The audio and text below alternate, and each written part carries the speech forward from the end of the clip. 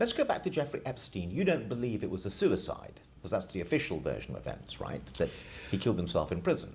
Yes, well, I think I lay out the anomalies in the case, and people can draw their own conclusions, but people increasingly are drawing a conclusion that it wasn't suicide. And the evidence I provide is the fact the cameras were switched off at the relevant time when he committed suicide. The two guards fell asleep at the same time, strangely, and didn't mount their checks. That the person who should have been in the cell with him for suicide watch was removed.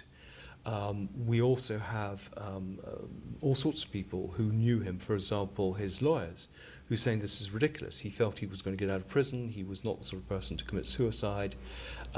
This is actually how they get rid of people. There was testimony the other day from someone who was in the correctional facility saying it's impossible to commit suicide there. They don't make it easy. And then we have Michael Baden, who is the coroner, who was brought in by Mark Epstein, Epstein's brother, to do a separate autopsy.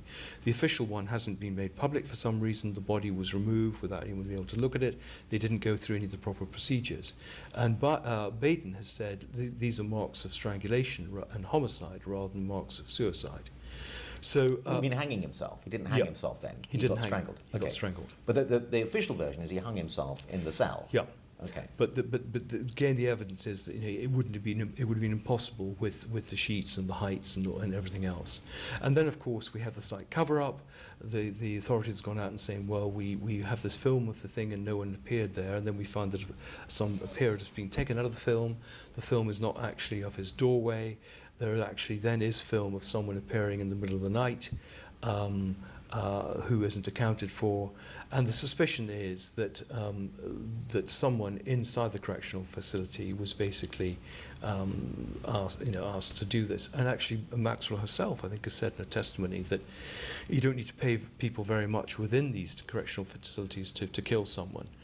So I think there's quite a lot of evidence, and indeed I talked to one of Epstein's employees who said that he says, I mean, I didn't put this in the book, but he says that Trump was behind the murder. Okay, so I was going to mean my next question, which is who is it, and in whose interest is it to polish Jeffrey Epstein off? And you're alleging it's Donald Trump. Well, that's what was claimed by the employee, and I don't know what evidence they have to go on that.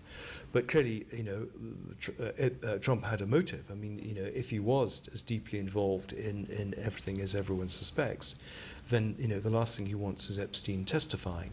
And we have seen a series of people dying. A lot of the victims have committed suicide. Most recently, Virginia Giuffre. She may have been pushed to it, just through the trauma that she's gone through and just had enough, and she clearly had some problems in her own marriage.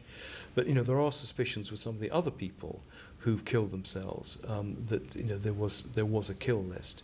Now, I'm not going there, that is conspiracy theory, but, there are questions about the number of people who've died in unexplained circumstances. So,